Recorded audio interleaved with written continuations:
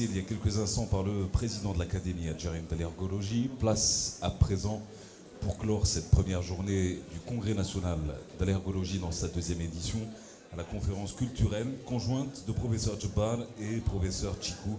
On va parler de rail à Grenade, quelques précurseurs d'une médecine nouvelle. Messieurs, c'est à vous. Bonjour, salam alaikum, Madame la ministre, soyez la bienvenue, mes chers confrères, mes chers amis, marhaba bikoum. C'est devenu une tradition maintenant dans nos sociétés savantes, pas toutes, mais dans nos sociétés savantes, on a introduit toujours une question intellectuelle, culturelle sur l'histoire de la médecine. Et je suis content qu'elle a été programmée officiellement, qu'elle fait partie du programme de ce deuxième congrès d'allergologie, de l'Académie d'allergologie algérienne. Bravo à l'équipe dirigée par Ghernaout, professeur Ghernaout. Et l'histoire de la médecine, il suffit de voyager et de lire la littérature médicale étrangère pour voir que l'histoire de la médecine est considérée comme une discipline médicale à part entière, en faveur de laquelle des chaires et des instituts ont été créés. L'histoire de la médecine joue un rôle très utile, d'après Reckland, un Américain. Quel est ce rôle très utile? Elle a deux rôles très utiles, elle a plusieurs rôles, mais j'ai retenu deux. Premièrement, en attirant l'attention de l'étudiant sur les aspects éthiques de la profession et de l'antagonisme existant entre la responsabilité et le pouvoir du docteur en médecine praticien, qui est très différent à ce point de vue du docteur S-sciences et de chercheur. Deuxièmement, le rôle important, elle éveille l'histoire de la médecine, elle éveille la modestie et le scepticisme scientifique de l'étudiant en lui faisant comprendre que tout ce qu'on lui enseigne n'est pas absolument neuf, que ce qui est neuf n'est pas toujours sans défaut, que la plupart des découvertes ont des racines très profondes dans le passé, mais n'ont pu émerger qu'à la faveur d'un contexte favorable. Ce contexte peut être scientifique, social, économique ou même politique, scientifique. Et autre chose, je vais vous citer, il ne faut pas oublier la fonction sociale de la médecine, qui est tellement importante que l'histoire de la médecine a cessé d'être ce qu'elle est restée longtemps, le monopole des médecins. Nombreux sont actuellement les historiens qui, à côté de l'histoire religieuse, politique, militaire, artistique, scientifique ou économique, font à l'histoire des maladies et des médecins une place de choix, car la médecine est proche de toutes les préoccupations essentielles de l'homme. Et vous avez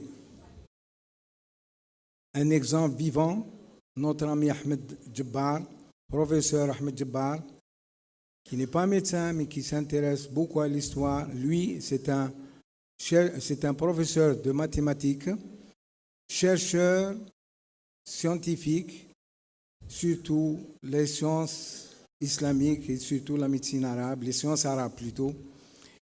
Et je le remercie en votre nom parce qu'il a toujours accepté notre invitation. Il a toujours été présent. Je lui donne la parole. Bonne écoute. Merci. Je vais descendre.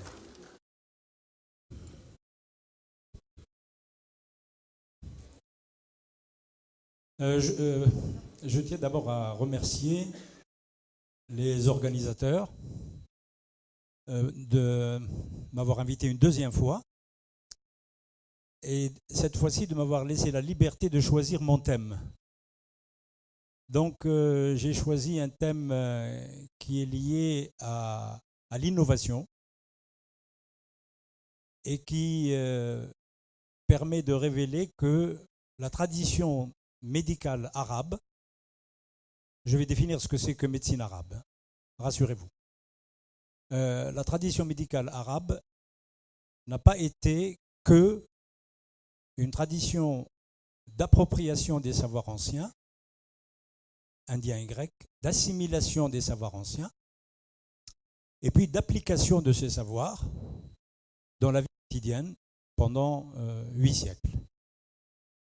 J'ai apporté quelques exemples qui montrent qu'il y a eu de l'innovation, il y a eu du moins des médecins qui ont été précurseurs de certaines choses qui n'existaient pas d'ailleurs à leur époque et qui ne vont exister que quelques siècles plus tard. Parce qu'il fallait les conditions objectives, sociales, économiques, culturelles, pour qu'elles existent. Bien. Je tiens à remercier le docteur Mohamed Chikou parce que c'est grâce à lui que depuis quelques années, je suis beaucoup plus invité par les médecins que par les mathématiciens ou les physiciens. Parce qu'il a su faire de la communication. Et vous savez que mes collègues physiciens, mathématiciens, mécaniciens ne savent pas faire de la communication. Les mécaniciens un peu mieux, ils sont un peu mieux quand même. Voilà. Et donc, grâce au docteur Chikou, eh bien, j'ai régulièrement au moins une invitation par an pour venir parler de médecine. Le seul inconvénient, c'est que je ne suis pas spécialiste de l'histoire de la médecine. Le deuxième inconvénient, c'est que je ne suis pas médecin. Et que je peux très bien, au détour d'une phrase, dire des bêtises. Parce qu'on dit des bêtises très facilement en science, sans s'en rendre compte. Mais j'ai un avantage caché, que je vais vous révéler, c'est que je suis cerné par des médecins. Pas entouré, mais cerné. Ma femme est médecin, mon frère est médecin, ma fille est médecin, mon gendre est médecin, et ma petite fille veut être médecin. Je suis en train de la dissuader. Bien. Mais ça a un avantage parce que quand j'ai fini de préparer les discours sur une discipline que je ne maîtrise pas du tout, et donne le résultat de mon travail à expertiser par mon entourage, au niveau de la terminologie, au niveau des affirmations que je fais, parce que je les ai lues. Voici la carte des activités scientifiques en pays d'islam. Toutes les villes que vous voyez là, les points noirs, sont des villes où la science a été soit pratiquée, soit produite, soit appliquée. Et donc, il y en a beaucoup. J'ai choisi quelques villes où ont vécu quelques médecins qui ont apporté des éléments nouveaux. Il y a Raï, ça se prononce Raï. Et celui qui habite Raï, ça c'est la déformation du professeur, excusez-moi. Celui qui habite Raï, on ne l'appelle pas Raï, ça ne va pas, on l'appelle Razi. Et voilà pourquoi Abou Bakr Razi, en fait, moi je savais dès le départ qu'il est de Raï. Il y a Balkh. Balkh est en Asie centrale. Aujourd'hui, je crois qu'elle est en Ouzbékistan. Il y a Bagdad. Donc j'ai choisi un médecin de chacune de ces villes. Et comme ils sont très très nombreux, des centaines et des centaines, donc j'ai choisi ceux qui me paraissaient avoir été des précurseurs. Je ne dis pas toujours des novateurs, des précurseurs. Le Caire. Alors, qui dit le Caire dit après le XIe siècle. Parce que pour les jeunes qui sont dans la salle, il faut qu'ils sachent que le Caire n'existait pas avant les Fatimides. Il y avait Faustad, les Fatimides qui sont de tendance chiite, les ennemis des orthodoxes, vont d'abord gouverner une partie du Maghreb, Maghreb central, Ifriqiya, et puis ensuite, vers Bagdad, parce qu'ils voulaient contrôler tout le pouvoir du califat. Ils n'ont pas réussi, mais ils ont réussi à contrôler l'Égypte. Et avec l'Égypte, on contrôle la Méditerranée orientale et la mer Rouge, et donc indirectement, toutes sont la route de l'Inde, c'est-à-dire la source de toutes les grandes richesses à l'époque. Et puis il y a Kérouan, et enfin Grenade. Ça ne veut pas dire que c'est le désert ailleurs. Je ne parlerai pas de Béjaïa parce que les recherches ne sont pas assez avancées pour savoir qu'est-ce qui a été fait en médecine à Béjaïa. Par contre, je peux faire une conférence sur les mathématiques à Béjaïa parce que c'est mon domaine de recherche. Et donc, si vous êtes ignorant de ce qu'ont fait nos ancêtres il y a quelques siècles, c'est tout simplement parce que les universités maghrébines n'assument pas leur rôle culturel et pédagogique qui est de promouvoir l'étude, la recherche et l'enseignement du patrimoine scientifique, culturel et philosophique de notre civilisation. Ça, c'est une parenthèse que j'ouvre, comme citoyen. Vous remarquerez que je ne désigne aucun pays. Ça, c'est la nécessité de ce qu'on appelle le devoir de réserve et la diplomatie. Alors, dans les pays d'islam, lorsque le nouveau pouvoir s'installe, après les conquêtes qui vont avoir lieu entre 632, l'année de la mort du prophète, et la dernière bataille qui a eu lieu en 751 à la rivière de Talas et qui s'est achevée par une victoire des armées musulmanes contre la Chine, contre les armées chinoises, et qui n'ont pas exploité cette victoire. Donc, lorsque le pouvoir s'installe, les structures étatiques s'installent, alors il va y avoir, on va trouver bien sûr un savoir-faire en sciences, un savoir-faire en mécanique, en mathématiques. Les savoir-faire, c'est par opposition aux sciences, ça ne s'enseigne pas, ça se transmet oralement dans des professions, dans des métiers. Donc on va trouver la médecine traditionnelle. Elle est pré-islamique. C'est une médecine que l'on appellera plus tard la médecine du prophète, mais c'est une appellation technique. Le prophète n'y est pour rien. Elle existe avant lui. Mais quand il va parler de médecine, quand on va l'interroger sur la médecine, eh bien, il va parler en fonction de ce qui était connu à l'époque. Il n'était pas la médecine savante enseignée, elle n'était pas enseignée en Arabie, c'était le savoir-faire des guérisseurs. Mais comme vous savez, il y a un glissement très facile, suivez mon regard aujourd'hui, entre le guérisseur et le charlatan. Donc, ce qu'on appelle la médecine du prophète, la médecine homéopathique, la médecine avec des plantes, basée sur l'expérience, mais qui rejette le charlatanisme, qui existait, mais qui ajoute, qui remplace le charlatanisme par des prières au nom de Dieu pour aider le malade à se prendre en charge pendant les soins. C'est très très important sur le plan psychologique. Donc on l'appellera la médecine du prophète. Cette médecine ne va pas être source de recherche. C'est une médecine traditionnelle. Par contre, elle va s'enrichir de la médecine savante qui va venir après et qui va être le résultat d'un héritage des peuples qui ont vécu avant l'islam et dont les élites ont produit de la médecine. Je vais en parler tout à l'heure. Alors voici un premier livre, Tibb an-Nabawi. Il y en a plusieurs. Hein. Il y a une dizaine de livres qui s'appellent Tibb an-Nabawi.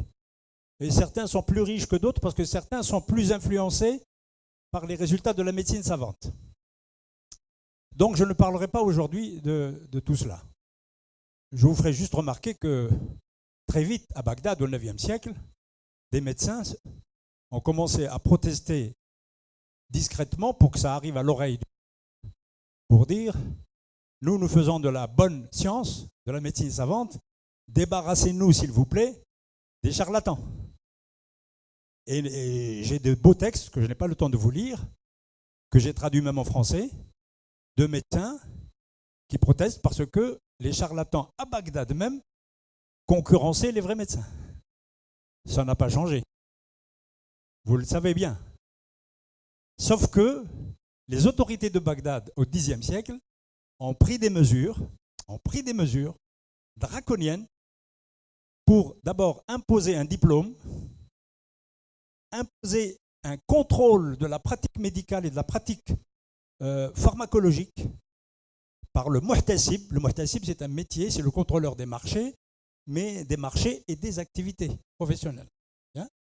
Et ils ont surtout, de temps en temps, condamné quelques charlatans. La médecine savante pré-islamique. Ce livre s'appelle Le Catalogue, très simple. Son auteur est un libraire, intellectuel du Xe siècle, et il s'appelle Ibn Nadim, mort en 995, et il nous donne les informations qu'il a à la fin du Xe, alors que la civilisation dans le domaine des sciences commence à la fin du 8e, donc disons 2 siècles. Après 2 siècles, des intellectuels de Bagdad et d'ailleurs ont considéré qu'il était temps de faire le bilan de cette civilisation. 2 siècles seulement, sur 8 siècles. Ils vont faire le bilan pour savoir est-ce que cette civilisation a avancé. Ils vont faire des évaluations. Ce n'est pas l'État qui va le faire. Ce sont des gens du monde de l'élite. Qu'est-ce qu'il a trouvé? Il a dénombré 174 ouvrages médicaux traduits en arabe. Il est très précis, le monsieur, il est fiable. Hein, 75 du syriaque à l'arabe. Le syriaque est une langue de la même famille que l'arabe et l'hébreu. Bien.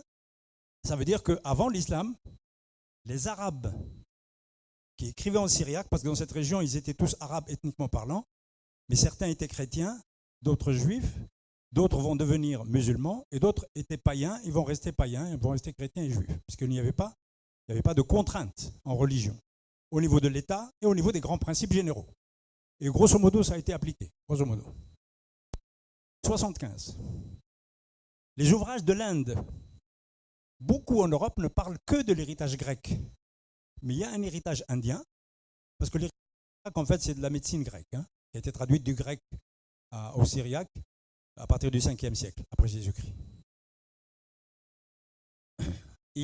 Regardez le pourcentage. L'héritage grec, c'est 125 ouvrages qui vont être traduits en arabe. Soit directement du grec à l'arabe, soit indirectement en passant par le syriaque.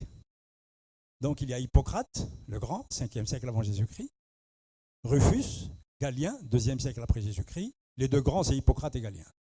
Dioscoride, pour le dieu de la pharmacie, à l'époque, bien. On devrait d'ailleurs lui mettre, les pharmaciens devraient lui édifier une statue. J'ai été invité par les pharmaciens il y a 2 semaines ici à Alger. Je leur ai suggéré de faire une statue quelque part, ne serait-ce que dans un hôpital. Voilà. Et puis d'autres langues. Bon, il y a toujours dans la salle, fait un cours, un étudiant qui n'est pas généralement le meilleur étudiant, mais qui est là en train de surveiller si le professeur fait une faute. Et en mathématiques, on fait des erreurs. Si vous ne le savez pas, je vous le dis. Mais on arrive à camoufler, on arrive à intimider l'étudiant pour ne pas qu'il ne nous embête pas trop. Et puis si vous faites le compte, 75, 12, 125, etc., ça dépasse 174. Ben oui, vous êtes une bonne étudiante, mais vous vous taisez. Les bons étudiants remarquent qu'il y a une faute, mais ils se taisent. Mais les étudiants qui n'aiment pas le prof, il le doit dire « Monsieur, incroyable, mais vous avez fait une erreur », en souriant en plus. Oui. En fait, je n'ai pas fait d'erreur. Je fais exprès. Et pourquoi? Il a compris, le collègue. C'est tout simplement parce qu'il y a des textes qui ont été traduits 2 fois.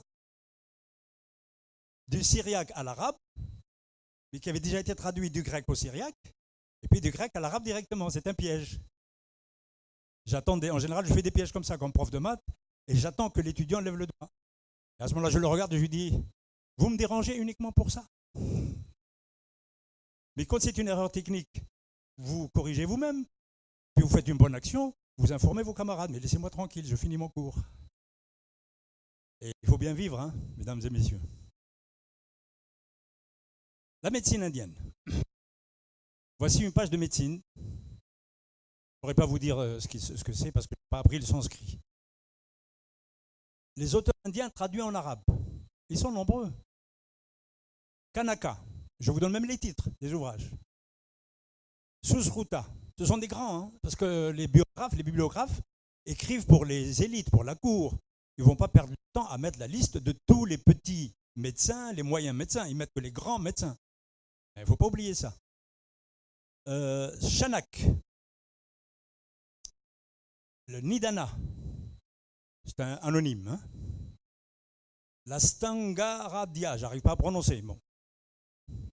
Manka, alors Manka est très très important. Pourquoi? Quand un médecin est très important signalé par les biographes, méfiez-vous, c'est tout simplement soigner les grands de ce monde à cette époque-là. Même s'il a eu la chance d'être appelé par Haroun al-Rachid et d'être soigné. Et puis il a été par Haroun al-Rachid. Haroun al-Rachid, c'est 789-809. D'accord? Il faut toujours repérer les... Sinon, vous tombez dans le réflexe des mille et une nuits. Et tout le monde est semblable. Russie, l'indienne. Ah, il y a une femme, figurez-vous. Une indienne. Livre de soins pour les femmes. Tous ces livres ont été traduits en arabe et étudiés, en particulier pendant le 1er siècle du grand développement des sciences, le 9e siècle. Je donne toujours les siècles avec l'ère chrétienne, par habitude. Et puis il y en a d'autres, vous voyez, voilà. Donc la médecine indienne a été importante. Quelle est la nature de cette médecine indienne? C'est une médecine qui est, qu'on pourrait appeler beaucoup plus pratique que théorique. C'est-à-dire qu'elle n'est pas construite sur une théorie posée a priori. Vous allez voir que les Grecs, eux, vont avoir une théorie dans laquelle ils vont inscrire toutes leurs activités, leur conception de la médecine, leur vision de la médecine, de la pathologie, des soins, etc. Les fondements théoriques de la médecine grecque, ça arrive, vous voyez, ça arrive naturellement. Le premier, c'est Empédocle, qui a dit la chose suivante. Les bruits que vous entendez, moi j'entends des bruits là qui me gênent, vous les entendez? Oui. Ah bon?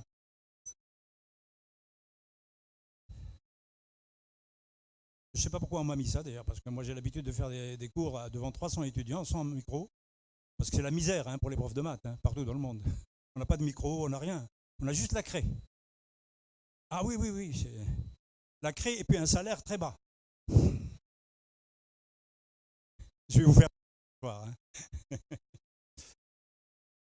Alors, n'oubliez pas que si vous voulez, mesdames et messieurs, chers collègues, juger de la médecine arabe, d'abord ne la jugez pas par rapport à ce qui existe aujourd'hui.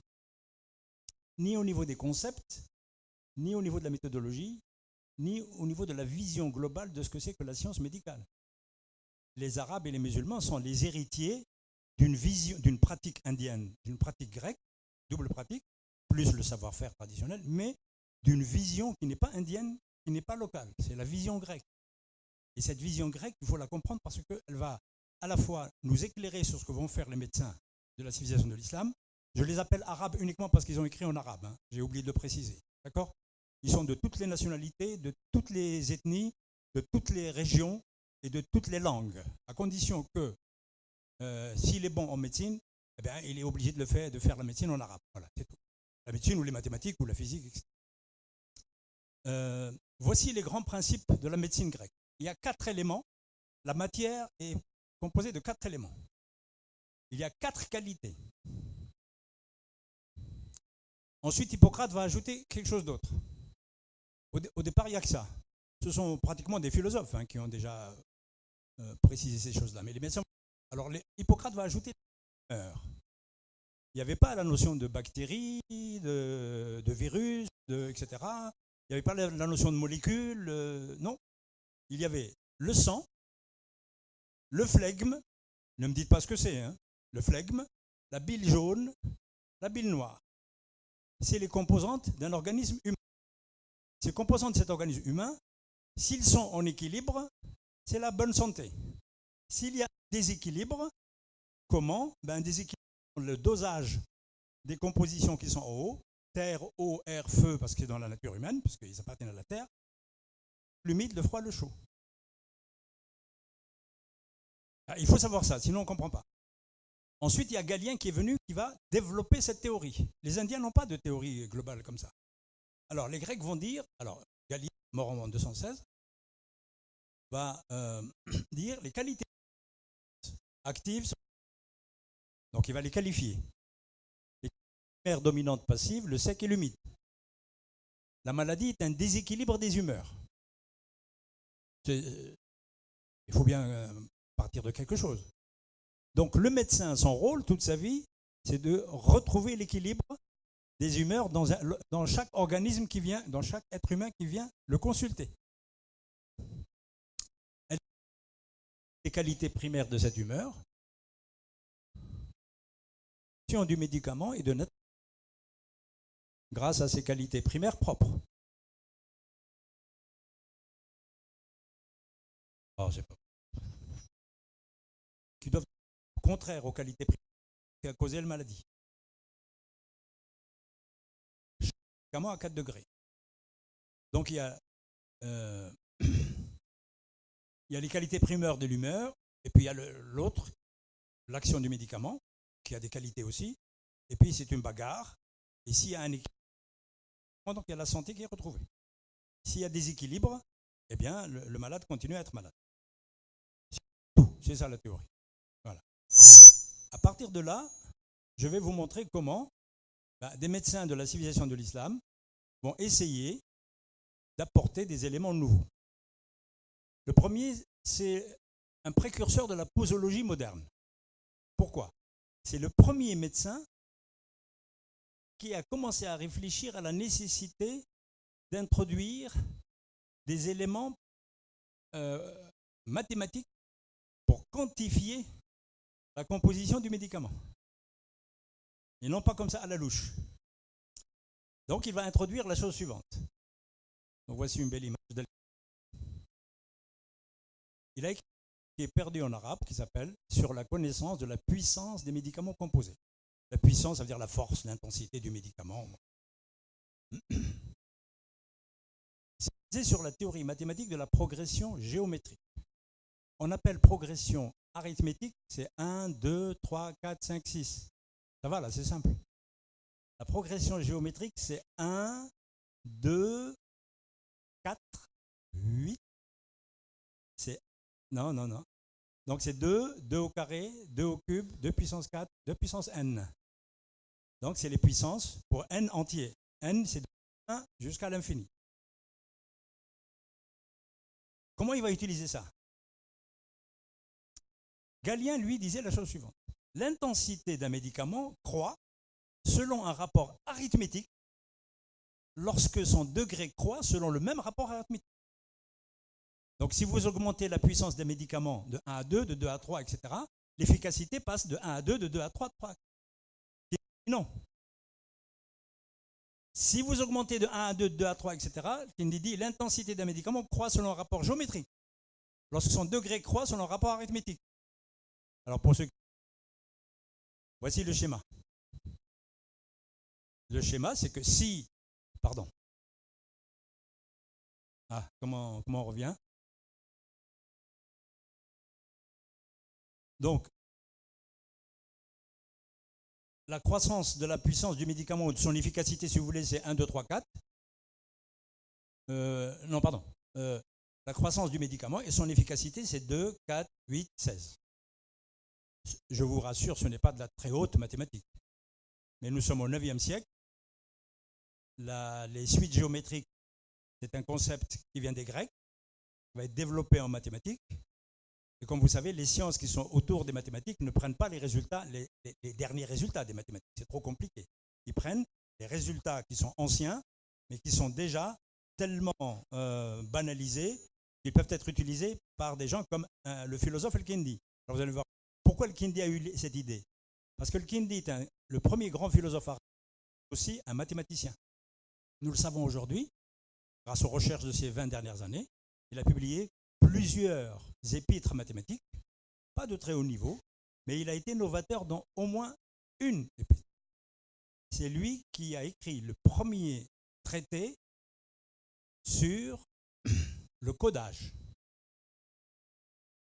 des messages secrets. C'est lui qui, le premier, a fait progresser la technique de la cryptographie et qui va dépasser largement la cryptographie telle qu'elle était connue chez les Grecs et les Romains. Plus, hein. Bien.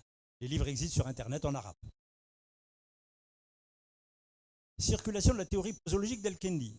Ce qu'il a dit n'est pas resté comme ça. On a constaté que les médecins d'Orient ne se sont pas intéressés à ça. Peut-être que les médecins d'Orient, à cette époque-là, la majorité, n'avaient pas de base mathématique. Peut-être. Je parle des praticiens. Mais en Andalous, Ibn Zohr de Cordoue a écrit une épître sur l'explication de l'épître d'Al-Kindi sur les médicaments composés. C'est intéressant ça. Il y a fin 11e siècle, c'est pas moi, il y a quelques mois, Ibn Biklarish, c'est un médecin juif de Saragosse, qui utilise la théorie d'El-Kindi. Il va plus déterminer l'intensité composée pour ses patients. Au XIIe il a vécu à Cordoue et à Marrakech, il va critiquer la théorie d'El-Kindi. Alors on ne sait pas très bien s'il critique El-Kindi parce qu'Averroès est un philosophe aristotélicien, El-Kindi est un philosophe semi-aristotélicien, parce qu'il va concilier la philosophie d'Aristote avec théologie spéculative du kalam. Et Averroès n'aime pas ça. Ou bien on est philosophe, ou bien on est théologien. Lui, c'est un théologien, mais il ne mélange pas les choses.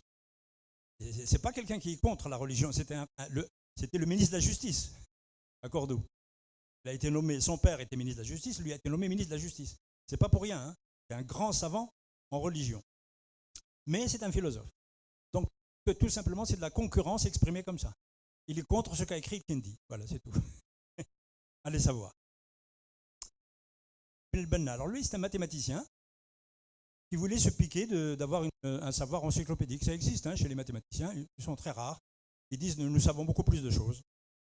Il a essayé de démontrer. Bon, ça ne tient pas tellement, bon, mais je vous le signale. Et enfin, très intéressant, c'est que la théorie d'El-Kindi ne va pas être acceptée par les médecins musulmans, ne va pas être acceptée partiellement par les de l'Andalus, eh bien, elle va être récupérée par les premiers grands médecins européens. Arnaud de Villeneuve est un grand monsieur, professeur à Montpellier. Il va adopter la théorie d'El-Kindi.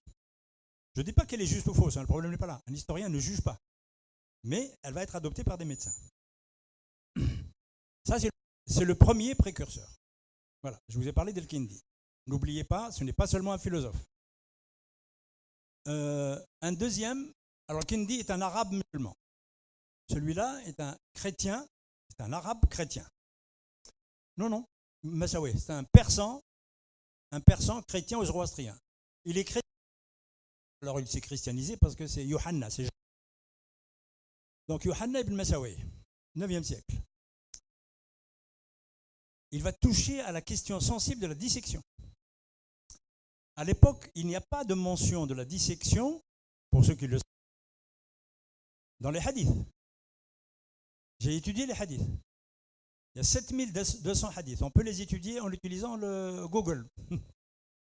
En donnant des occurrences, et puis hop, on cherche. On cherche, qu'est-ce qu'on cherche? On cherche le mot dissection. La dissection en arabe, c'est un mot technique, c'est le tashrih. Bon, il voulait dire à la fois l'anatomie et la dissection. Puis ensuite, les médecins ont commencé à distinguer les deux. Parfois, il y a la confusion. Donc, dans les hadiths, il n'y a aucune évocation de la dissection. Il faut le savoir. Les ouvrages sur la médecine du prophète sont d'un niveau plus bas, c'est la médecine traditionnelle. Eh bien, il n'y a aucune mention de la dissection. C'est-à-dire qu'ils ne la condamnent pas, ils ne disent rien. Les ouvrages de droit, on devrait trouver ça. Parce que le juge, il doit sanctionner si un médecin fait une erreur.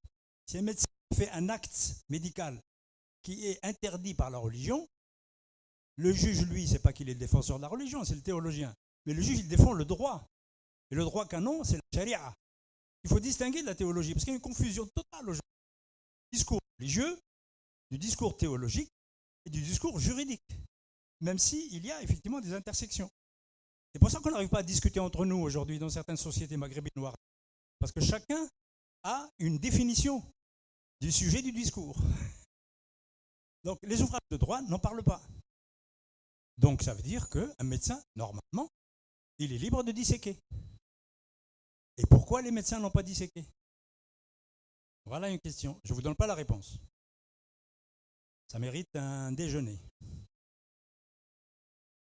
Alors Galien, lui, disséquait allègrement. Il était païen, un grec, tardif, païen. Sa religion ne lui interdisait pas. Alors Galien écrit un livre même sur les procédures anatomiques. Il évoque longuement des pratiques de dissection post-mortem sur les animaux, les humains adultes et les nourrissons avortés. C'est très précis. Ce livre est traduit en arabe, mesdames et messieurs. Et le traducteur, par honnêteté intellectuelle, sans savoir si ce qu'il y a dedans va être pratiqué, il n'a pas censuré les passages sur la dissection. Pourquoi? Parce qu'il y a de la science. On ne censure pas la science. Dans l'éthique, vous avez parlé d'éthique, dans l'éthique des médecins de la civilisation de l'islam ou des mathématiciens et des physiciens, on ne censure pas la science. Et on ne condamne pas un scientifique. C'est un poète d'ailleurs, mais c'est pour d'autres raisons. Sauf s'il va... Par contre, on condamne, mesdames et messieurs, je vous donne des conseils quand même, parce que les gens ne rigolent pas. Vous vous rendez compte, madame la ministre? Là-bas, au fond, je vous disais que aucune censure dans la traduction arabe, mais ce n'est pas parce qu'il n'y a pas de censure qu'il y a application de ce qu'il y a dans le livre. Donc il y a une raison qui dépasse les interdits juridiques, les interdits religieux, ou frontières, la ligne rouge comme on dit partout, c'est qu'il y a autre chose, c'est un comportement culturel. Alors Ibn Sawi, lui par contre, nous le savons, il avait des singes sur lesquels il pratiquait la dissection. Ce n'est pas une anecdote. Il aurait même publié un ouvrage sur les résultats de ces dissections. Donc ceux qui osaient disséquer, on ne leur disait rien. Surtout s'ils obtenaient des résultats. Et ces pratiques étaient connues dans le milieu médical de Bagdad. C'était tellement connu qu'on a fabriqué une histoire sur lui pour l'embêter. On est allé raconter au calife qu'il était tellement passionné par la dissection, surtout qu'il est un pionnier, vous voyez, c'est un pionnier de la médecine, qu'un jour, il s'est posé la question devant des témoins. Il faut que je vous précise que Ibn Masawayh était connu pour sa très grande intelligence et pour sa laideur légendaire. Il était très laid, il était moche. Mais il s'est marié avec une fille de la bourgeoisie de Bagdad, qui était la plus belle fille de sa génération, de Bagdad. Et la chute, c'est qu'ils ont eu un fils. Et ce fils n'a eu ni la beauté de sa mère, ni l'intelligence de son père. Et il avait eu toute la laideur de son père. Donc le père, qui est toujours un scientifique, avant d'être père, il est scientifique. Vous voyez que c'est cousu de fil blanc quand même. Il a dit, il faut que je comprenne scientifiquement ce phénomène. C'est un phénomène exceptionnel. Alors il a demandé l'autorisation au calife de disséquer son fils. Voilà, tu as deviné. Ben, c'est normal comme attitude. Mais je pense que c'est juste pour l'embêter. Bon, je vous rassure, hein, il n'a pas disséqué son fils, qui est mort de sa mort naturelle, qui a sûrement épousé aussi une très belle femme, parce qu'il était riche et puissant. Voilà. C'est une autre histoire, ça. Ah, un précurseur de la pharmacopée moderne. Il est inconnu au bataillon. Il s'appelle Al-Muwaffaq al-Harawi. Harawi, ça veut dire qu'il est de Herat, aujourd'hui en Afghanistan. Évidemment. Alors celui-là, il écrit en arabe, mais il écrit en persan. Il est quand même du 10e. C'est rare qu'on écrive des textes importants en persan. Son livre de médecine a été écrit en persan. Donc c'est M. Olmiyar, le grand spécialiste d'histoire de la chimie, qui en parle. Médecin persan qui a vécu à Herat, auteur d'un traité de pharmacologie en persan, le livre des remèdes, Kitab al-Abniya al-Haqa'iq al-Adwiya. Vous remarquerez que le titre est en arabe, mais le contenu est en persan. C'est comme ça. Il traite de 585 médicaments, dont 466 sont dérivés de plantes, 75 de minéraux, ça ce sont des éléments quand même nouveaux, 44 d'animaux, produits animaux. Voilà. Il les a classés en 4 groupes en fonction de leur action, et son originalité, il serait le premier médecin de l'islam à avoir mentionné des faits chimiques pour la distinction de certains médicaments. Ça rappelle presque la médecine de laboratoire. Voilà. Donc c'est un précurseur, il faut le nommer. Il n'est pas allé très loin, hein, ne croyez pas. Mais c'est un précurseur. Après tout, tous les peuples, quand ils ont des précurseurs, ils en parlent. Ils enseignent leur vie devant leurs enfants. Et nous, on ne le fait pas par ignorance. Voilà. Et ce sont des précurseurs, pas par rapport aux musulmans, ce sont des précurseurs par rapport à toute l'histoire de l'humanité sur cette terre. Fawq al-Ma'moura. Ça le problème. Ah, Razi. En quoi Razi est un précurseur? Razi est un géant. Mais vous, médecins, il faut que vous appreniez à distinguer entre les géants. Il y a des géants qui sont spécialistes de tel domaine, ou de tel domaine, ou de tel domaine. Et nous, on a tendance à dire, dès qu'on décide que quelqu'un est géant dans la civilisation de l'islam, eh bien, il est bon partout. C'est faux. il est spécialiste dans tout. C'est faux. On ne peut pas être spécialiste en tout. Au 8e siècle ou aujourd'hui. Ce n'est pas possible. Ne croyez pas qu'au 8e siècle, c'était plus facile. On est spécialiste dans un domaine, au maximum dans 2, comme Ibn Sina. Pour le reste, on est bon. On est très bon dans d'autres domaines. On les comprend. On peut en parler. On peut écrire dessus comme discours. Mais on ne peut pas produire des choses nouvelles. Différent. On n'est pas chercheur dans tous les domaines. 2 ou 3 vies ne suffisent pas. C'est la même chose avant, pour nos ancêtres. Alors, voici le livre qui est venu. Sir al-Asrar, le secret des secrets. Ça a l'air d'être un livre de chimie, mais en fait c'est de la chimie au service de la médecine. Parce que c'est le deuxième à notre connaissance, qui a financé un vrai laboratoire de chimie, étudier la matière, différents types de matières, pour la classer et pour surtout trouver les produits pour fonction première qui étaient des médicaments, des compositions de médicaments. N'oubliez pas que pendant 1000 ans, 2000 ans, les médicaments sont en 2 catégories dans la médecine savante. Les médicaments simples, c'est-à-dire les plantes directement, les médicaments composés, c'est-à-dire mélange de plantes ou mélange de produits animaux, minéraux, etc. avec des plantes. Ce mélange-là qui fait que la science a progressé dans ce domaine, parce que les plantes, ce qu'on appelle les médicaments simples, progresser, il faut juste les chercher, les trouver, les nettoyer, les classer et puis essayer de déterminer quelle est la posologie et puis surtout en quoi ils sont efficaces. C'est tout. Voilà. Donc c'est un savoir cumulatif. Le savoir qui est inventif, c'est le savoir lié aux médicaments composés. Et là, les Arabes ont développé la pharmacologie. Alors, des opérations chimiques. Distillation, calcination, solution, évaporation, cristallisation, amalgamation. Tout ça, il y a des mots techniques en arabe. Hein, donc,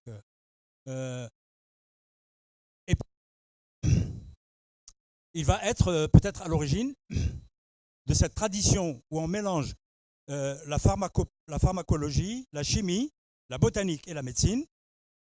Et ça va se développer sur le Rafiqi du XIe siècle.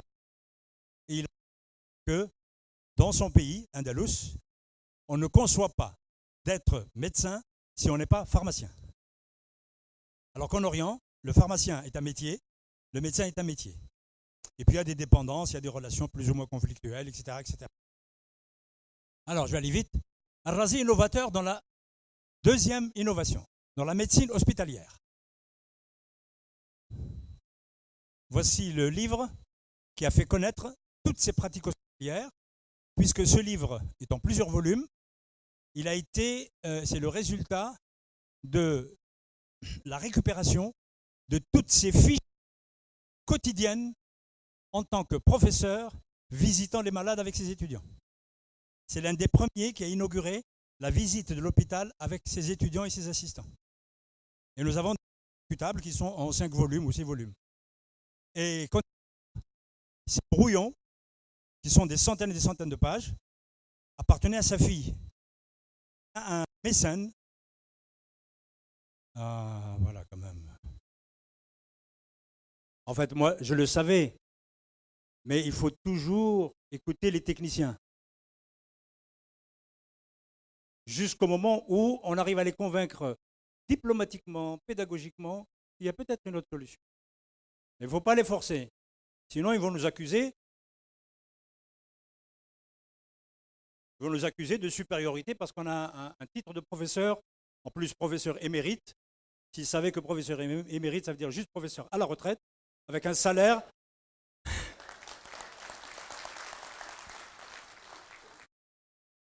Oui, mais mesdames et messieurs, en France, avec un salaire de 30% plus faible. Ce qui m'oblige aujourd'hui, à mon âge, de faire des conférences partout en France, en Belgique, etc., parfois même en anglais, payantes, pour récupérer mon salaire de professeur. Ah oui, oui. Mais je vous rassure, hein, ici, ce n'est pas payant. Hein.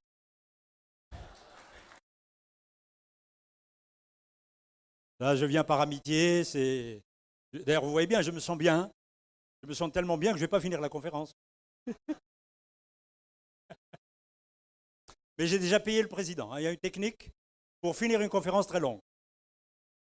c'est de faire des promesses au président. Alors, je vais continuer. Donc voici le Hawi. Alors quand il est mort, sa fille ne voulait pas vendre ce qu'il a laissé comme brouillon. Il y a un monsieur très riche qui lui a dit « Je ne veux acheter que les brouillons, pas les livres très importants. » Elle avait écrit des dizaines, hein, tous les domaines. Elle a refusé, elle était maligne, parce qu'elle a compris qu'il y avait de l'intérêt. Et lui, c'était juste un mécène pour sauver la science. Il était convaincu qu'il y avait un savoir qui n'était pas théorique, qui est lié à la pratique de tous les jours. Bien. Eh bien, elle a fait monter les enchères. Et il a fini par payer, par amour de la science, ce mécène.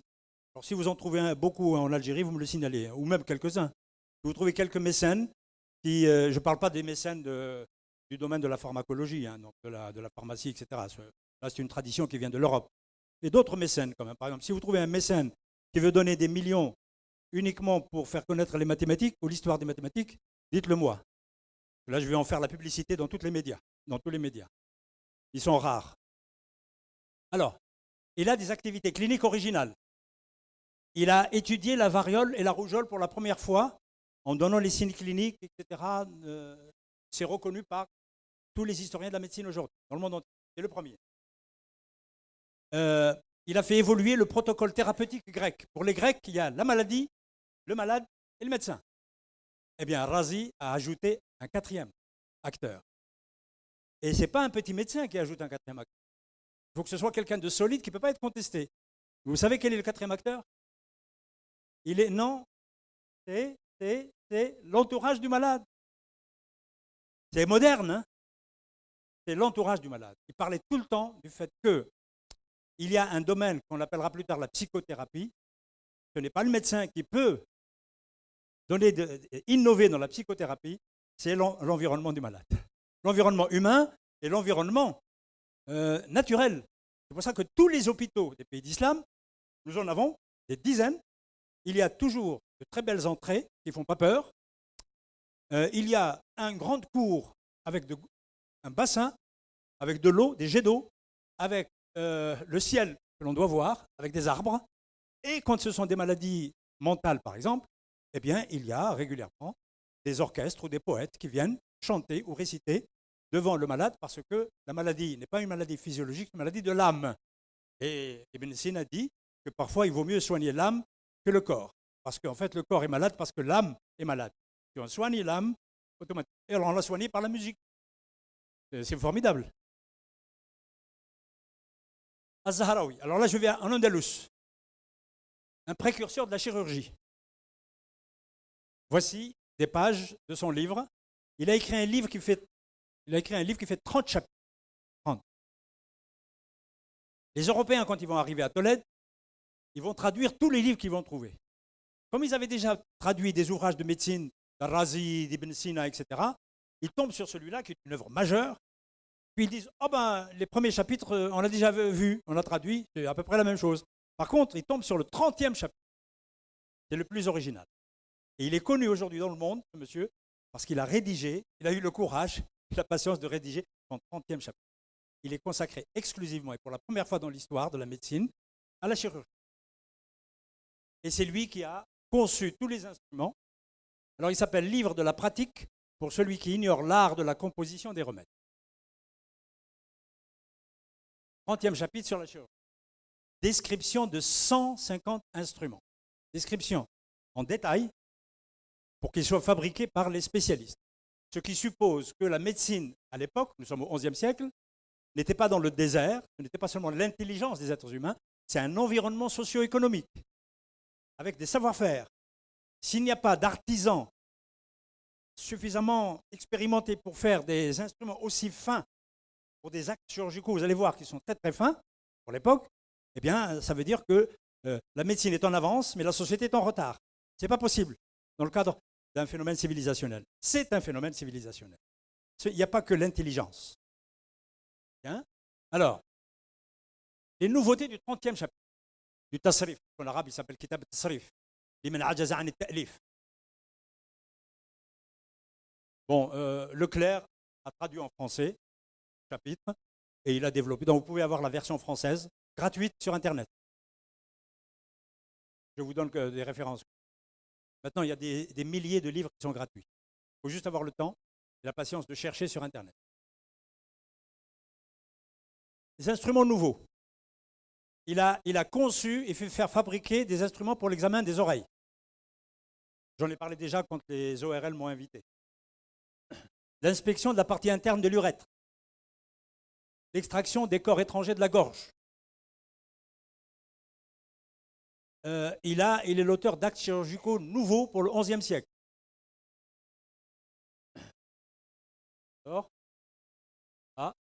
Arrêt de l'hémorragie artérielle. Il savait faire ça. Chirurgie de l'œil, des oreilles, de la gorge et des intestins. Oui, oui.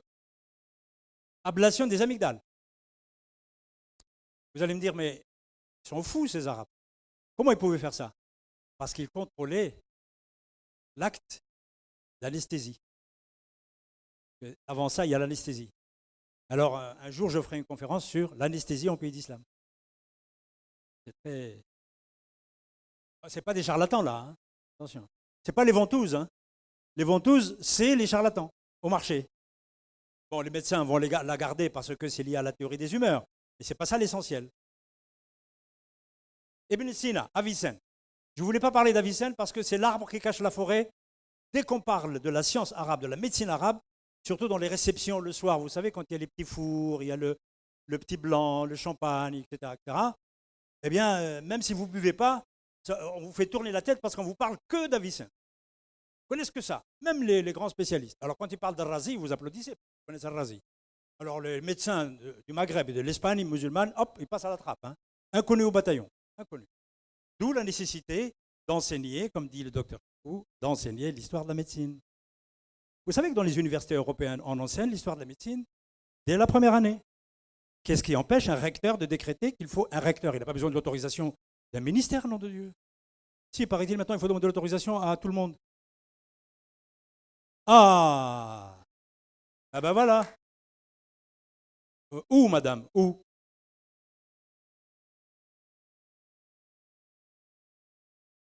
Vous savez que je le savais et que j'attendais cette chute. Parce que moi, je vais vous répondre. J'ai été ministre de l'enseignement supérieur. Un ministre raisonnable, avant qu'il prenne la décision et surtout qu'il l'annonce dans les médias, il faut qu'il sache s'il a des biscuits dans sa... Et les biscuits, c'est quels sont les bataillons, madame, qui vont enseigner l'histoire de la médecine en Algérie? Il n'y en a pas. Il n'y a qu'un seul en Algérie aujourd'hui qui continue encore courageusement à écrire des livres sur l'histoire de la médecine. C'est le docteur Arwa. J'espère qu'il est dans la salle quand même.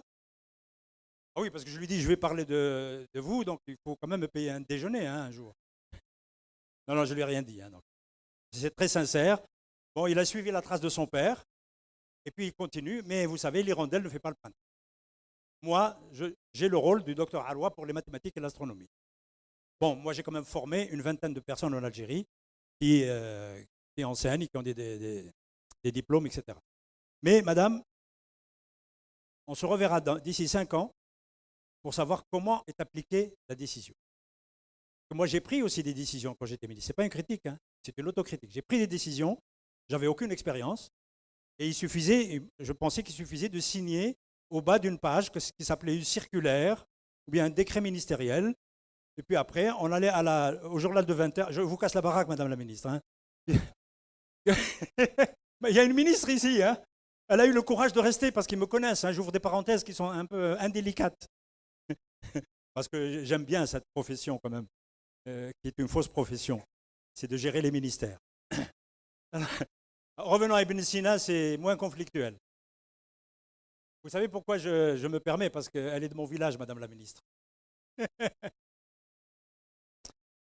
Alors, Ibn Sina, c'est un praticien de la médecine, mais ce n'est pas le plus grand. Ne l'oubliez jamais. Le plus grand, c'est Razi. Mais il est le plus grand dans un domaine de la médecine. Et il est grand en philosophie. Mais il était excellent en mathématiques, en astronomie, puisque j'ai analysé ce qu'il a écrit. Il est excellent. Il n'a rien inventé en mathématiques et en astronomie. Sauf un instrument, il prétend qu'il l'a inventé, alors que, sauf l'étude comparative, Il a copié chez les copains qui sont plus forts que lui. Bon, il était jeune, il faut l'excuser. Par contre, c'est un grand en médecine. En quoi? Vous devez le savoir. Bon, ça, c'est le praticien. Voilà. Il a quand même fait des choses très importantes dans sa pratique médicale au jour le jour. Description exacte de l'insertion des muscles de l'œil. Distinction de la méningite des autres affections délirantes. C'est pas rien. Hein. Nous sommes au XIe siècle. Description des 2 formes de la paralysie faciale. Signalement des tumeurs du cerveau. On ne peut pas les soigner, mais les signale, absolument. Description de l'ulcère de l'estomac. Distinction entre la pleurésie et l'abcès phrénique. Ne me dis pas ce que c'est parce que c'est ma femme qui m'a dicté ça. Hein, donc, je connais, j'ai oublié maintenant. Réflexion originale sur la psychothérapie. C'est lui qui a dit que la musique, la poésie, etc., c'est un complément nécessaire parfois pour le soin d'un patient. Je vais aller vite. Et voici l'originalité d'Avicenne, que personne ne lui conteste jusqu'à maintenant. C'est le premier qui a fait la plus belle synthèse médicale de l'histoire de l'humanité. Il a même dépassé Galien. Galien, c'est le dieu. Hein. Alors, c'est dans le Qanoun, c'est le Qanoun, le canon. D'ailleurs, ils ont gardé le nom, hein. Qanoun, le canon, en médecine. Chapitre 1, les principes généraux de la médecine, les médicaments simples, les maladies des organes et des membres, les maladies qui n'affectent pas un organe en particulier, les médicaments composés. Pourquoi il connaissait 800 produits et peut-être aussi 5 à 600 produits composés? C'est parce que ce monsieur, en plus de son intelligence, il avait une mémoire phénoménale, exceptionnelle, dont tout le monde parle, à tel point qu'un jour, il a été emprisonné par un chef, un pouvoir politique quelconque. Il y avait des petits rois, avec l'éclatement du califat. Dès la fin du Xe siècle, il y a l'éclatement du califat. On raconte le contraire maintenant, hein, parce que c'est de l'ignorance. Et donc, il y a eu des petits royaumes qui ont remplacé, souvent chiites d'ailleurs, et ils vont développer donc la science. Mais un jour, il a mécontenté un roi, ou alors il l'a mal soigné, il est mort, alors son fils l'a emprisonné. Il était en prison. Mais il fallait qu'il s'occupe. Sa mémoire phénoménale fait qu'il a commencé à écrire ses commentaires sur la philosophie d'Aristote. Vous savez que la philosophie d'Aristote, elle a été tellement hermétique chez les Européens qu'il a fallu attendre les traductions des commentaires d'Averroès pour que les Européens comprennent ce que disait Aristote. Ça, c'est reconnu aujourd'hui. Et Avicenne, avec sa mémoire, en prison, il avait appris par cœur, quand il était jeune, des livres entiers d'Aristote. Des livres entiers. En particulier la métaphysique et la physique. Je ne sais pas comment il a fait. Moi, j'ai voulu faire un peu pas comme lui quand même. Je voulais apprendre le Coran. Quand je suis arrivé au quart du Coran, je suis allé me plaindre auprès de ma mère. J'ai dit, dis à mon père que c'est trop dur pour moi et que je n'arrive pas à retenir. Et dis lui-même que quand je suis arrivé à certaines sourates, j'ai eu des cauchemars. Je me dis, pourquoi tu as des cauchemars? Je dis, parce qu'il y a certains, comme je ne comprenais pas l'arabe du Coran, qu'on a appris le Coran avant d'avoir appris la grammaire, etc. Eh bien, il y a des débuts de Coran qui, pour moi, avaient des noms tellement ronflants que c'était les noms d'animaux. Alors, je voyais des animaux. J'avais des cauchemars. Par exemple, je vais vous donner l'exemple. Hein. Il y en a un qui m'a terrorisé quand j'étais petit, 6 ans. Al-Hakumu. Bismillah ar-Rahman ar-Rahim. Al-Hakumu takathuru. Je sais aujourd'hui que Al-Hakumu, c'est Al-Hayulhi, c'est un verbe. Takathuru, donc c'est l'excès. Mais non, mais à cette époque-là, Al-Hakumu, c'était un nom, c'était un éléphant immense que je n'avais jamais vu. Et j'avais des cauchemars. Alors ma mère a intercédé auprès de mon père. Alors il a allégé un peu. Donc. Il m'a dit, tu apprendras le Coran jusqu'à Yassine, parce que j'ai besoin de toi jusqu'à Yassine. Il était très pauvre, très très pauvre. Il avait besoin de moi quand j'ai atteint 12 ans, parce qu'il allait, il allait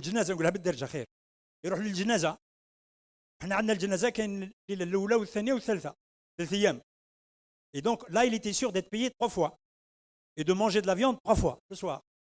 Donc il m'a dit, à partir du moment où tu as appris jusqu'à Yassine, tu peux devenir mon assistant, et j'allais réciter le Coran. Mais comme il était gentil, il ne voulait pas me faire réciter Yassine, c'était trop dur. Il commençait avec ses étudiants spécialistes, et puis il descendait de Yassine, il descendait. Ensuite, il y a la pause café, vous connaissez le Janaza. Il y a la pause café, plus ou moins longue, on raconte ses histoires. Et puis après, quand on arrive aux versets, aux sourates qui sont un peu plus faciles, il me fait signe, je me lève, j'avais une petite chéchia comme ça, et je m'installe, tout petit, et je récitais avec lui. Et pourquoi il insistait? Parce qu'il avait 2 salaires. Les imams ne sont pas fous, hein, c'est des êtres humains. C'était un imam, hein, je n'ai pas donné la définition de mon père. Voici un précurseur de la physiologie du cœur. Il est connu, et ce n'est pas pour ça que je vais vous en parler. C'est pour un problème qui n'est pas encore résolu. Voilà, Ibn Nafis est un Syrien qui est devenu tellement important, connu par ses pairs, qu'il est appelé au Caire et il devient directeur du plus grand hôpital du Caire. C'est pas rien. Hein. Et puis, il a commencé à faire des commentaires sur les ouvrages d'Avicenne, en particulier le Canon. Alors, il dit la chose suivante. L'opinion d'Ibn Sina que le cœur a 3 ventricules n'est pas exacte. Vous vous rendez compte? Ibn Sina, le grand, il disait que le cœur avait 3 ventricules. Ce monsieur, qui est en dessous du point de vue de la hiérarchie, en dessous de Galien aussi, il dit non, c'est pas vrai. Il affirme ça. Et il dit le cœur n'a que 2 ventricules. Que nous savons aujourd'hui. Mais pendant plusieurs siècles, pendant des milliers d'années, le cœur avait 3 ventricules. Hein? L'un est rempli de sang, c'est le droit. L'autre est rempli d'esprit, c'est le gauche. Bon, l'esprit, c'est un concept médical. Ce n'est pas le moment de faire un cours sur la médecine grecque. Il n'y a point de passage entre ces 2 ventricules. Voilà l'affirmation pour la première fois dans l'histoire de la médecine. Il n'y a pas de passage. Alors, tout le monde disait avant, il y a un passage. La cloison entre les 2 ventricules est plus épaisse que d'autres parties du cœur, et cela afin qu'il ne puisse y avoir interpénétration et perte de sang ou d'esprit. Logique. Le passage du sang dans le ventricule gauche se fait par la voie des poumons. Voilà la nouveauté. Donc, il a découvert la petite circulation du sang. C'est une grande découverte. Alors, il y a 2 questions qui se posent. Pourquoi cette grande découverte pour l'époque n'a pas circulé, n'a pas été enseignée? Parce qu'il y avait l'ordre des médecins de l'époque. L'ordre des médecins du Caire, il n'y avait pas un ordre des médecins à l'échelle de l'islam. L'ordre des médecins de chaque ville, les grands médecins quand même, qui étaient galéniques et avicéniens, ont dit c'est de la rigolade. Et donc, ils n'ont jamais enseigné cette innovation capitale, même si ce n'est pas la grande circulation. Le deuxième problème, c'est comment il a pu aboutir à ça? Voici la première page de son livre, son commentaire, c'est le commentaire du Canon. Voici ses schémas. Alors, Ibn Nafis a-t-il pratiqué la dissection pour arriver à son résultat? Normalement, voilà, normalement. Eh bien, lui, dans un passage, pour se protéger contre l'opinion dominante, qui n'a aucune base ni juridique, ni théologique, ni dans les textes sacrés, le Coran, il dit lui-même, dès le départ, j'ai abouti à ce résultat par une réflexion critique profonde. Mon œil. Je ne suis pas médecin, mais je dis c'est pas possible. Il a disséqué et il ne veut pas l'avouer. Et s'il a disséqué, c'est que d'autres collègues disséquaient. Donc il y a toute une pratique qui était cachée, dont on ne connaîtra jamais l'histoire, sauf le cas d'Ibn Massawi. Là, c'est le 9e siècle, il y avait plus de liberté. Et puis, ce cas-là, il est impossible d'aboutir uniquement par la réflexion et la déduction logique à la petite circulation du sang. Bien. Ah, le dernier point. Je ne l'ai jamais exposé. C'est la contribution des médecins d'Al-Andalus à l'épidémiologie. Et c'est nouveau. C'est important parce que c'est un caractère sociologique très, très important. Voici un très beau tableau, terrible, de Bruegel sur la peste. La peste la plus importante qui a touché presque tous les habitants de la Terre, c'est la peste de 1348 qu'on appelle la peste noire. Bien. Il y en a eu d'autres, avant et après. Alors, les épidémies en pays d'islam, en pays chrétien, étaient considérées pendant longtemps comme une punition divine. Le médecin n'avait pas à intervenir. Il disait aux patients, bois ceci, bois cela, parce qu'il y a une posologie, il y a un truc, il y a des médicaments, etc. Mais, et puis il disait, prie surtout, prie. Va à la mosquée, tu pries, etc. et puis tu récupères avec toutes les bonnes actions, tous les péchés que tu as fait dans ta vie parce que tu vas mourir. Ça, c'est clair. Il y a une attitude nouvelle qui va apparaître, et en autre connaissance, elle apparaît en Andalus. 14e siècle, à Grenade. Ce n'est pas connu. Ce sont les dernières publications. Il y a eu un phénomène d'indépendance progressive vis-à-vis des interprétations non scientifiques dominantes. Et ça, il faut l'enseigner. C'est-à-dire que ça, c'est un très bel exemple du combat entre l'esprit scientifique et le charlatanisme, ou les convictions, les opinions, surtout en matière médicale. Des médecins d'Al-Andalus précurseurs d'une épidémiologie scientifique, 13e, 14e siècle. Ils sont 3. Voilà le livre qui vient de sortir au Maroc. 3 épîtres andalous sur la peste. Donc, je l'ai lu complètement, mais j'ai lu des articles de recherche, parce que c'est un livre plutôt littéraire. Alors, je vais vous donner les noms des gens. Normalement, vous qui avez la responsabilité quand même de certains secteurs, vous devez penser, quand vous avez des établissements, que vous devez nommer, penser, mettre des noms de grands médecins, des noms de médecins inconnus, mais qui étaient très grands à leur époque. Je vais vous donner 3 noms là. Et il faut les mettre, ne serait-ce que dans des salles d'opération, dans un département de l'hôpital. C'est vous qui devez le faire. Les dirigeants n'ont pas le temps de s'occuper de ça. Et les dirigeants, je vais vous dire, les ministres n'ont pas toujours de très bons conseillers cultivés qui viennent leur donner des suggestions. Vous savez, moi j'avais 3 x 7, 21 conseillers. Vous savez pourquoi 21? C'est 3 x 7. Pourquoi 3 x 7? Parce que j'avais 3 ministères. Et quand je les ai convoqués, je leur ai fait pratiquement une interrogation écrite. Il y en a un vivant ici, il peut le confirmer.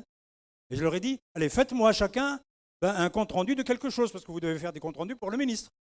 Sur les 21, ils m'ont ramené les copies, et je les ai lus comme un professeur, parce que j'étais maître de conférence classe A. Donc j'avais l'habitude de lire très vite pendant le week-end. Et en arabe, en arabe. C'est là où ils se sont aperçus qu'ils avaient réellement un ministre qui lit l'arabe, qui parle l'arabe.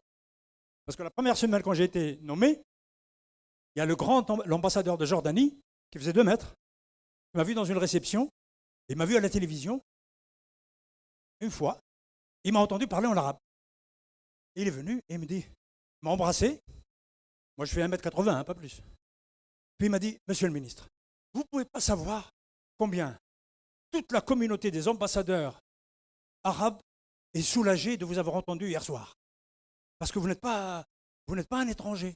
Vous n'êtes pas un fonctionnaire étranger qui venait ici et qui ne connaissait pas votre langue. Vous parlez l'arabe, comme vous et moi. Et depuis ce jour, c'était devenu mon ami. J'ai eu droit même à une visite officielle en Jordanie. Et j'ai eu le privilège d'être reçu par le prince Hassan, qui devait être le roi.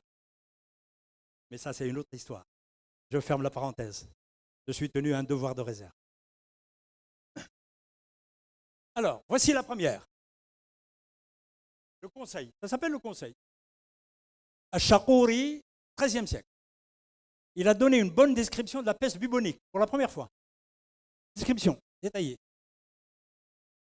Et de la peste pulmonaire. Pendant des siècles, lorsqu'il y avait une épidémie, comment on le constate? Quand en une journée, il y a 300 morts, ensuite 800, ensuite 2000 morts dans une journée. Donc ils disent, c'est une épidémie. Et à ce moment-là, le comportement change. Ce n'est plus le médecin qui est au devant de la scène, c'est l'imam. Ah oui, c'est un comportement culturel. Et chez les chrétiens, c'est le curé. Le médecin, il abandonne tout de suite, parce que ça dépasse. Le médecin, il soigne un individu, 2 individus, chacun son tour, avec un ticket. Et là, vous voyez, ça change. Le deuxième, Ibn al-Khatib. Vous êtes étonné de voir Ibn al-Khatib. Pour ceux qui sont cultivés, Ibn al-Khatib était un ancien ministre, un homme de très grande culture, qui a écrit des dizaines d'ouvrages, et qui est un très grand poète, et qui était l'ami d'Ibn Khaldoun. L'ami vraiment personnel très proche d'Ibn Khaldoun. Et Ibn Khaldoun a eu la chance de mourir dans son lit, au Caire, et lui, il a eu la malchance d'être assassiné dans une prison à Fès. Pourquoi? Parce qu'il y avait des intrigues politiques. Voilà. Ibn al-Khatib, il a écrit un traité sur l'épidémie de peste qui a sévi en Andalousie en 1348, la fameuse peste noire qui a commencé à Almeria. Alors, voilà ce qu'il dit. Regardez, c'est très important. Vous devriez enseigner à vos élèves des phrases comme ça. Et si on disait comment peut-on postuler l'idée de contagion? Ce qui va postuler l'idée de contagion. Il dépasse, c'est une fatalité de Dieu. Alors que la législation musulmane a nié cela. Vous vous rendez compte, c'est lui qui écrit, hein, c'est pas moi. Nous disons, nous, d'ailleurs lui, hein, l'existence de la contagion a été établie par l'expérience, l'induction, les sens, l'observation, les informations répétitives, c'est-à-dire une démarche scientifique à 100%, Madame la ministre. Et nous sommes au XIVe siècle. Et ce n'est pas un très grand médecin. Ça veut dire que l'esprit scientifique régnait dans cette dernière capitale musulmane à Grenade, avant sa chute en 1492. Et c'est là, regardez, et c'est là la matière de la preuve. C'est là la matière de la preuve. Et puis le troisième, Ibn Khatima. Alors Ibn Khatima, c'est le plus connu, il a développé. Alors son livre s'appelle Réponse à la demande de celui qui désire étudier la maladie venue d'ailleurs. Le titre en arabe, il est là, je ne sais pas. D'accord. Je le lis. Tahsil Gharad al-Qasid, bi tafsil al-marad al-wafid. Parce qu'ils aimaient bien les titres avec la rime, Seja. Exposé sous forme de 10 questions. L'exposé, il faut le donner comme exemple, pour les étudiants en médecine, de rigueur dans l'exposé, de plan structuré. Quel que soit le contenu, même si on n'est pas d'accord sur le contenu, c'est qu'ils n'écrivent pas n'importe quoi. Nous avons, mesdames et messieurs, des doctorants, j'ai encore des doctorants, vous allez me dire c'est en histoire des mathématiques et en mathématiques. Bon, je vous le concède, vos étudiants sont meilleurs, ce dont je doute. J'ai des doctorants qui sont totalement arabisés, dans une arabisation de touristes, je l'appelle l'arabisation de touristes, qui ne savent pas faire un plan, qui ne savent pas exposer leurs idées. Oralement, ils arrivent à l'exposer, quand ils écrivent, impossible. C'est un charabia absolument incroyable. Et Cherchoura. La Cherchoura est encore plus structurée, parce que vraiment la recette, elle est précise. C'est l'apparence qui n'est pas scientifique, mais elle est précise au départ. Alors nos étudiants sont comme ça. Et moi, qui ai appris l'arabe pendant la colonisation, je suis bilingue quand même, hein, eh bien, un jour, un de mes doctorants, je lui dis, s'il te plaît, un encadreur de thèse dans le monde entier n'est pas payé pour corriger les fautes de grammaire et de nahou et de sarf. Un encadreur, il donne le sujet, il donne les orientations, et ensuite il évalue, et il sanctionne s'il doit soutenir ou non. Eh bien non, nous faisons les instituteurs, il sait très bien, et dans tous les domaines. Et l'arabe de nos doctorants est très très faible. Je vous le dis tout de suite. Hein. Si vous me payez encore plus, quelques nuits au Sheraton, je vous fais ce qu'on appelle une évaluation scientifique. Voilà. Ah oui, c'est la catastrophe. Le problème, c'est que vos petits-enfants aussi, hein, si on ne change pas les choses. Bon, c'est en train de s'améliorer, il faut dire la vérité. C'est en train de s'améliorer. Et ce n'est pas parce que je suis passé au ministère. Hein, non, je n'ai pas eu le temps de faire grand-chose. Vous savez, à l'époque, quand on me disait « Combien vous êtes resté au gouvernement ?» Alors je trichais, parce qu'ils ne connaissaient pas la réalité de l'Algérie des années noires, de la décennie noire. Je leur disais « Je suis resté dans 2 gouvernements. » Alors en France, on dit « 2 gouvernements ?» Vous avez duré. Vous ne savez pas que le gouvernement ne durait pas plus de 10 mois. Et même le chef de gouvernement, allez hop, circuler, il n'y a rien à voir. Ben, mesdames et messieurs, j'ai été dans 2 gouvernements. C'est pas mal quand même. Ben, je n'ai jamais été décoré. Parce que c'est de la résistance. Hein. C'était l'époque où le terrorisme s'était développé et où on nous interdisait d'aller au ministère à la même heure, de sortir à la même heure et de prendre le même chemin pour rentrer chez soi. Et c'était la meilleure façon de se protéger. Parce qu'un jour, on a eu l'audace, le culot, devant notre chef de gouvernement, à qui je rends hommage, il est vivant, Abdeslam. Je rends hommage aussi à Reda Mel, qui était mon chef de gouvernement, Allah yarhamou, cette année, il est décédé. Un grand monsieur, un homme d'État. On lui a dit, Monsieur le Premier ministre, nous avons discuté entre nous, surtout ceux qui habitent loin, qui vont jusqu'à Bouchaoui, à la forêt, qu'un jour quelqu'un nous a tiré dessus.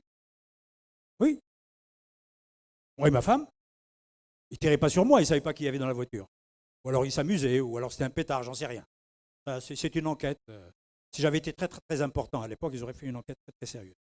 Bref, on dit au Premier ministre, Monsieur le Premier ministre, vous pouvez quand même grappiller quelques millions de dollars pour nous acheter des voitures blindées. Eh oui, on était menacés. Il y a un ministre qui a été blessé, ministre du Commerce, qui a failli mourir. Il nous regarde comme ça, du haut de sa hauteur, malgré sa taille moyenne, et il nous dit, vous plaisantez. Il se tourne vers M. Mufti, ministre de l'Énergie, ancien directeur de la Sonatrach. Il dit, Mufti, dis-leur, quelle est la valeur du pétrole à cette époque-là? Nous avons, mesdames et messieurs, gouverné le pays avec 8 dollars le baril. C'est pour ça qu'on devrait nous décorer.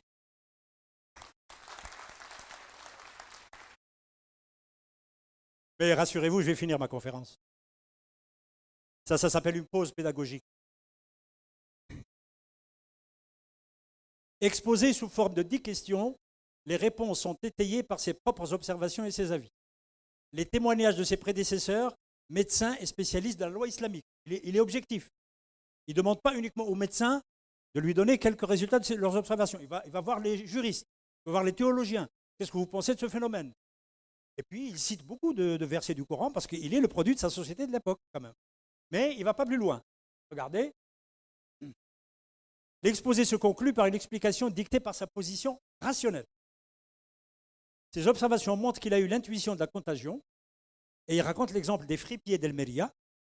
Il a constaté il a dit, pour bien comprendre cette maladie exceptionnelle, il faut aller visiter les malades et visiter les quartiers riches et les quartiers pauvres, les quartiers commerçants et les quartiers paysans, agriculteurs. Et il a dit, voilà un élément de mon observation qui me confirme dans l'idée qu'il y a l'idée de contagion, c'est que j'ai visité le quartier des fripiers qui devenaient prospères pendant cette année-là parce qu'ils achetaient tous les habits des morts. Et comme il y avait des milliers de morts par semaine, donc ils avaient un stock absolument incroyable et ils se sont enrichis très vite. Le seul problème, c'est que tous les fripiers mouraient immédiatement, par contact. Il en a déduit. C'est joli. Très, très joli. Et les causes de l'épidémie, évidemment, les causes, on revient à ce qu'on appelle la médecine grecque. L'altération de l'air, plus des facteurs cosmologiques. Vous voyez encore à l'effet de la Lune sur la Terre, à l'effet des conjonctions des planètes. C'est ce qu'on appelle les limitations de la science. Allez, c'est presque fini. Voici la démarche nouvelle face à l'épidémie qui va réapparaître, enfin, se constituer. Il rappelle la responsabilité humaine, individuelle de l'épidémie, de la contagion. Il dit, ce n'est pas une punition de Dieu. Il affirme la légitimité et l'efficacité possible des mesures préventives et curatives contre la maladie. Il est le premier, je le dire explicitement. Il se distingue des théologiens et des religieux, nous sommes au XIVe siècle, c'est le déclin qui commence, qui considéraient la peste comme un châtiment de Dieu envoyé aux hommes. Il préconisait de lutter contre la maladie et de ne pas se contenter de pénitence et de prière. C'est énorme aujourd'hui. Si vous le dites dans un village aujourd'hui, là, vous faites suicider. Au XIVe siècle, ce médecin le disait. Le pauvre, il est mort de la peste. Mais pas celle-là. Il a pu écrire son livre. Il est mort du retour de la peste en 1270. En 1370. C'est 1348 la première, celle qui a ravagé partout. Elle serait venue de Chine d'ailleurs. Et je finirai par, est-ce que tout ce que je vous ai exposé, vous mettez de côté les petites parenthèses, est-ce que l'Europe va bénéficier de ces innovations? Ou du moins de ces démarches de précurseurs? Eh bien, ce n'est pas automatique. Parce que l'Europe était trop en recul, trop en retard, pour être à la page de ce qui se faisait à la pointe de la médecine à l'époque. Eh oui, mais ils vont profiter quand même de ce qui était comme quelque chose de nouveau dans les grands ouvrages qu'ils vont traduire, les grands. Mais les petits, comme ceux des Andalous, ils ne vont pas les connaître. Alors, Al-Razi, ils vont traduire Al-Hawi. Ils vont l'appeler Continence. Traduit à Palerme. Donc là, ils vont voir que Razi, c'est un très grand médecin. Son nom est gravé sur les murs de la bibliothèque de la Madeleine à Paris. Lui et Ibn Sina. Ibn Sina, ils vont considérer que le Qanun fi at-Tibb, qui va être traduit au XIIe siècle, ça va être la référence comme synthèse qui va effacer les références grecques, en particulier celles de Galien. Voici la version latine du canon. Il y a Ibn Nafis. Alors là, Nous savons aujourd'hui, d'après des recherches qui ont eu lieu depuis 25 ans, que la découverte d'Ibn Nafis a été connue à Bologne au XVIe siècle, parce que les manuscrits ont circulé. Et qu'ensuite, certains médecins se sont attribués la découverte. Absolument. Ensuite, il y a eu la découverte de toute la grande circulation. Mais on a dévoilé le poteau rose. Hein. Donc, nous avons des chercheurs qui sont comme des enquêteurs, hein, Sherlock Holmes. Et Zahraoui, son livre, n'a pas été traduit tout son livre. Zahraoui, on n'a traduit que le 30e chapitre et on a abandonné les autres. On a considéré que les autres, c'était dans les autres livres. Mais le 30e, ils ont considéré qu'il était original. Et bien, ils vont le traduire, l'enseigner, etc. Voici la preuve que ça a été traduit. C'est la traduction latine du 30e chapitre. Traduction hébraïque du 30e chapitre de Zahraoui. La chirurgie de Zahraoui va dominer la chirurgie européenne jusqu'au 15e siècle. Il n'avait pas d'autre chose. En guise de conclusion, ou comment une escroquerie intellectuelle a fait d'un Maghrébin le précurseur d'une nouvelle tradition médicale. Il fallait bien une chute pour cet exposé. Et je suis professeur, ce n'est pas pour rien. Et les professeurs de mathématiques, en général, ils ont toujours l'image négative d'hommes sévères, qui ne racontent jamais d'histoire, qui ne font que des mathématiques, qui ratent tout le temps, pendant 2 heures au tableau. C'est ce que j'ai fait pendant 30 ans, mesdames et messieurs. Mais j'avais une technique. Toutes les demi-heures, je racontais une histoire en mathématiques, liée évidemment au sujet du jour, aux mathématiques, ou bien aux mathématiciens. Et ça plaisait tellement aux étudiants qui respiraient. C'est ennuyeux la science, madame. C'est très ennuyeux la science. Pourquoi vous dites aux gens que la science, ça valorise, ceci, cela? Au départ, c'est très ennuyeux. C'est comme l'huile de foie de morue que je prenais quand j'étais petit, pour grossir un peu. Donc, il faut pédagogiquement introduire des petites récréations. Eh bien, un jour, il y a une petite délégation d'étudiants qui est venue me voir, du syndicat d'étudiants. Ils disent, monsieur, ça fait déjà 3 cours que vous ne racontez pas d'histoire. Qu'est-ce qui se passe? Vous allez bien?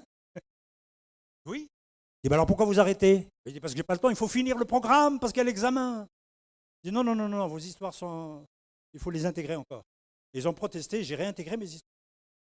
Parce que c'est ce qu'on appelle la mise en culture de la science. Ils ne savaient pas le dire comme ça. Bien. Vous savez quel est cet escroc? Ça y est, j'ai fini. Hein. C'est un Maghrébin. Le voilà. Alors, comme il a une tonsure, comme ça. Vous voyez, je suis prêt à être un curé, là. Vous voyez, un moine. Ou bien un soufi, c'est la même chose.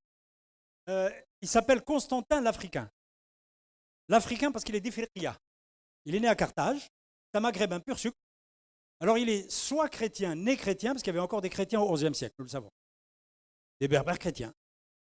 Il est soit chrétien, soit un musulman christianisé, parce qu'il s'est converti quand il est allé en Italie à Monte Cassino. Alors, qu'est-ce qu'il fait? Eh bien, c'est un étudiant en médecine qui, semble-t-il, n'a jamais fini sa médecine, donc il n'est pas bon. On considère qu'il n'est pas bon. Il est devenu commerçant, parce que son père avait un pactole, puis il commence à faire du business. Puis un jour, il rencontre le frère du roi de Sicile. Et le frère du roi de Sicile dit, mon frère roi a appris que dans vos pays musulmans, le plus haut niveau de la médecine est chez vous. On voudrait en profiter. Est-ce que vous avez fait médecine, est-ce que vous pouvez écrire ce que vous avez appris, tout simplement? Il dit d'accord. Et il se met à écrire. Et il se met à écrire. Alors qu'il n'a même pas eu son diplôme. Il connaissait l'arabe, ça c'est sûr. Mais le latin, il ne le maîtrisait pas bien.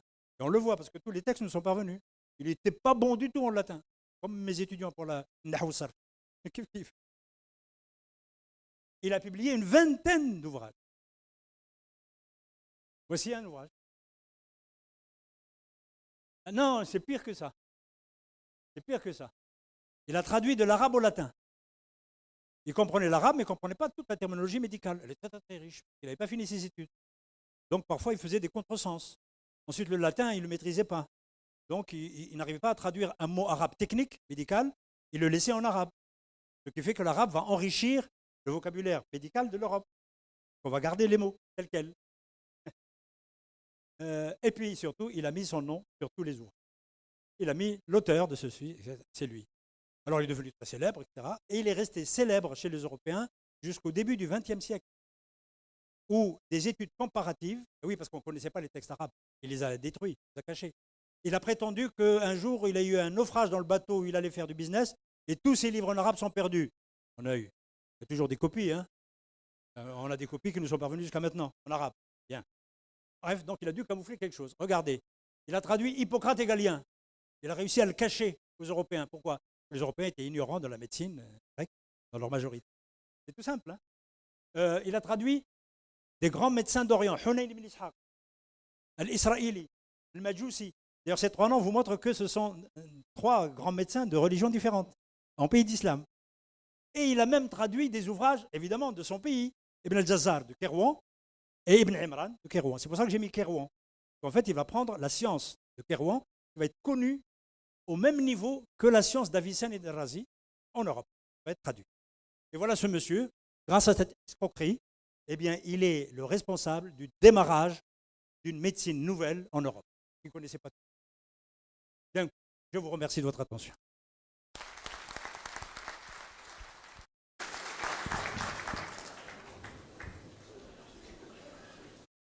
Bon. Professeur Tchicou, c'est à vous. Merci, Sir Ahmed, pour ces éclairages. Ces éclairages, j'espère qu'ils vont susciter des vocations pour s'intéresser à l'histoire, et notamment l'histoire de la médecine. On ne connaît pas, comme disait Auguste Comte, on ne connaît pas une pathologie si on ne connaît pas son histoire. J'ai oublié tout à l'heure de vous dire qu'il est également membre fondateur, parce qu'on est dans les académies, membre fondateur de l'Académie algérienne des sciences et des technologies, mais qui est en veilleuse parce qu'elle n'a pas d'argent ou parce que... mais il fait l'effort d'être présent, il a toujours répondu à l'appel. Moi, je suis vraiment plus qu'un frère pour moi, parce que chaque fois que je l'appelle, il est là, il est présent, il fait des efforts monstres et j'espère que tout le monde va bénéficier de ces éclairages et au nom de l'assistance de ces médecins, parce que tu t'intéresses à la médecine alors que tu es chercheur en sciences, l'histoire, notamment mathématiques, mais vraiment à chaque fois on découvre des nouveautés. Qu'est-ce que je veux dire? Voilà. Ici, il y a des questions. Ici, il y a des questions. Il est là. Il y a une question. Alors, d'abord, au départ, je m'en souvenais de mes études, il y a des civilisations qui se suivent et on n'a pas directement, spontanément, une médecine arabe. Il fallait que les Indiens traduisent la tradition grecque qui est antécédente, puis les Arabes à côté, ils ont un petit peu emprunté sur la tradition indienne. Pour pouvoir parvenir, ils vont faire un petit saut. Ça, c'est au début. Au début, par les médecines arabes. Comment elle est née. Alors, maintenant, à la fin, vous avez arrêté au XIVe siècle. Au XIVe siècle, il n'y a pas eu de développement. La médecine arabe, que beaucoup considéraient plutôt pas arabe, musulmane, parce qu'elle est d'origine perse, en réalité. On va voir. Arabe, son fondement arabe, parce qu'il parle la langue arabe, mais c'est l'Asie du Sud-Est. Non. Excusez-moi, chers collègues. La médecine arabe, on l'appelle arabe parce qu'elle est écrite en arabe seulement. Oui. Ça, je l'ai dit. Je ne répète pas, je l'ai dit. Et elle est héritière de 2 traditions, pas de 3, de 3 traditions. La tradition médicale traditionnelle locale, la tradition indienne 20%, la tradition grecque 80%, et nous n'avons trouvé jusqu'à maintenant aucune trace sérieuse et fiable du passage de la tradition chinoise alors qu'elles pouvaient. Les mathématiques chinoises ont circulé en pays d'islam, mais pas la médecine de l'acupuncture. Voilà l'état de nos Mais connaissances. les Perses, ils sont bien... musulmans. Là, ceux-là, Ah, on les compte musulmans, pas. mais Perses, d'origine perse, parce que... Ils n'ont pas de médecine particulière, chers collègues. Parce qu'ils ont le Khawarizmi, ils Ça, c'est ont en Al-Jabar, mathématiques. Ça, c'est ils en ont mathématiques. des poètes, Oui, oui. ils ont des inventeurs. Oui, oui, oui. Voilà. Non, Là, maintenant, à la fin, à partir du XIVe siècle, Voilà, là, vous avez raison. là, je vais vous dire autre chose. Vous n'avez pas fait une transition. Oui. Une transition entre ce qui est... J'arrête. La transition vers la médecine européenne qui est basée sur la bactériologie, les laboratoires, le dosage des médicaments. Ce n'était pas le sujet de ma conférence. Ce n'est plus la chimie. Ce n'est plus par que on ne sait pas si ça passe d'une... c'est la même quantité. Quand il fait une injection, une seringue graduée au centimètre ou au millimètre, ça c'est mieux. C'est comme ça que ça devient une académie et elle est partagée par tout le monde. Elle est partagée par tout le monde. On est d'accord. Elle devient Merci. universelle. Oui, oui, merci. Ben, il n'a pas posé de Merci. question. Merci pour votre intervention.